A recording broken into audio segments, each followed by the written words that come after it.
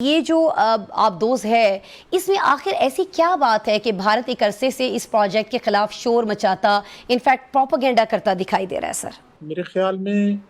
بھارت بجا طور پر پریشان ہے، کیونکہ اس نے مارکہ حق میں لاسٹ میں جو ہماری ایئر سپریمیسی ہے اس کو چیک کر لیا ہے، ٹیسٹ کر لیا ہے، اور نیوی کو اس طرح موقع نہیں مل سکا۔ تو ابھی یہ جو ہمارے پاس ٹیکنالوجی آ رہی ہے یہ بڑی ہی منفرد، اور اس کے اندر بہت سا ایسا ٹیکنالوجیکل پروگریس، مطلب اس میں ایک ایسی نش ٹیکنالوجیز ہیں جن کی وجہ سے ہمیں وہ جو ایک technological gap with Indian ocean اگر جو ہمارے پاس تھا جی جی تھوڑا بہت، وہ ہم اس میں اب ایج لے جائیں گے۔ دیکھیے کنونشنل جو سب مرینز ہیں ان میں ان کی سب سے جو اچھی صلاحیت ہوتی ہے وہ اس کی ڈسکریٹنس ہوتی ہے۔ ڈسکریٹنس یہ ہوتی ہے کہ سب مرین پکڑی نہ جائے، کیونکہ اگر سب مرین پکڑ لی جائے تو اس میں بھاگنے کی صلاحیت نہیں ہوتی، وہ سلو ٹارگٹ ہوتی ہے اور اس کو نشانہ بنایا جا سکتا ہے۔ تو یہ بہت ضروری ہے کہ سب مرین جو ہے اس کی ڈسکریٹنس زیادہ سے زیادہ بہتر ہو۔ جیسے صحیح، آپ نے مینشن کیا کہ اس میں اسٹیلتھ فیچرز ہیں، جی جی جیسے اکوسٹک سگنیچرز کو ایبزارب کرتی ہے اور بہت بہت کم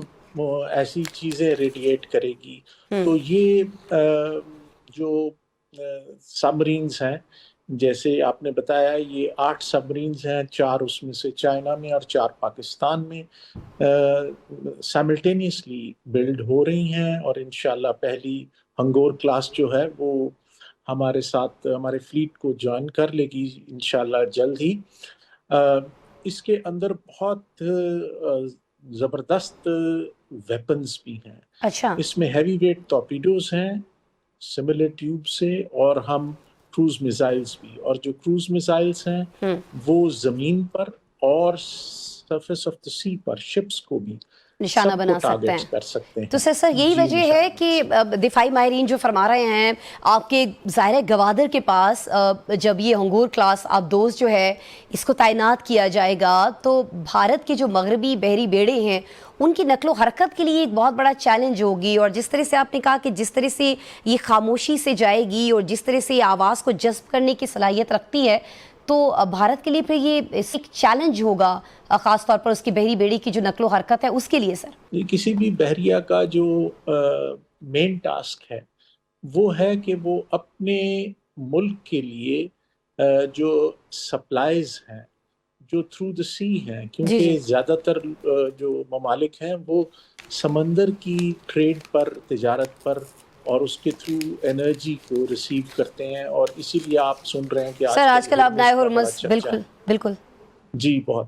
تو اس وجہ سے دیکھیے وہی جو ہم اس کو کہتے ہیں سی لائنز آف کمیونیکیشنز، تو ان کی ہم اپنی لائنز کی پروٹیکشن کرتے ہیں، اور اسی طرح انڈینز اپنے سلاکس کو پروٹیکٹ کریں گے۔ تو جو آپ نے بات کی ہے، ہم جو اپنی آبدوزوں کو ایسے پلیس کرتے ہیں کہ ہم ان کی وہ جو لینز آف کمیونیکیشنز ہیں ان کو ڈسرپٹ کر سکیں، اور جو پاسبل اینیمی کی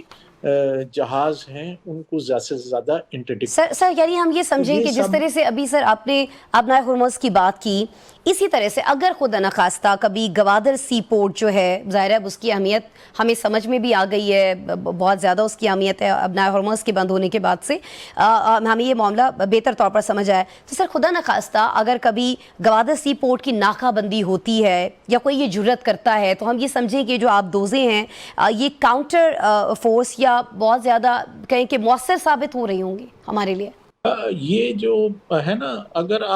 میں آپ کو ایک مثال دیتا ہوں۔ جی سر۔ ہمارے پاس 1965 کی جنگ میں ایک آبدوز تھی جو آپ اچھا نے ٹینچ جو جی جی یو ایس تھی، T N G S M Ghazi, جی جی ایک سب مرین تھی، اور پورے کا پورا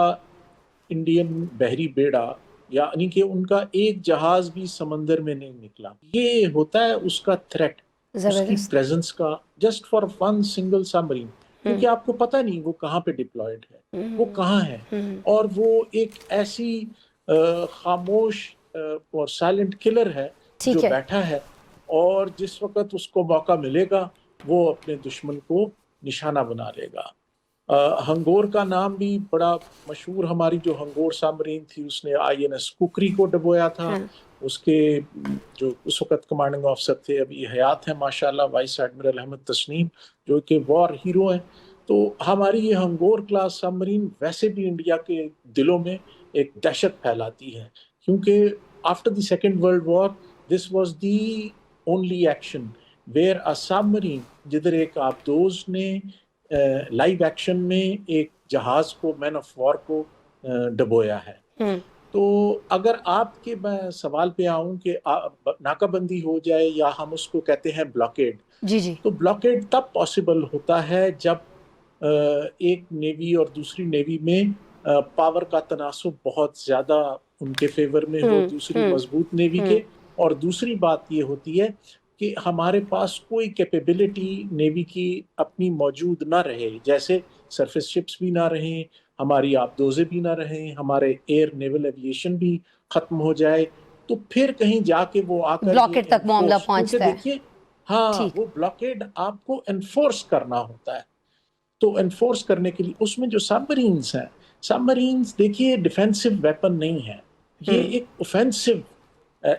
پلیٹ فارم ہے۔ صحیح، یہ جاتا ہے اور یہ دشمن کی اس میں تہس نہس کر دیتا ہے چیزوں کو۔ ان میں ان کے چاہے کیریئر ہوں، چاہے ڈسٹرائرز ہوں، چاہے اور دیگر جہاز ہوں، اس میں ان کو ٹارگٹ کرنے کی کمپلیٹ صلاحیت ہوتی ہے۔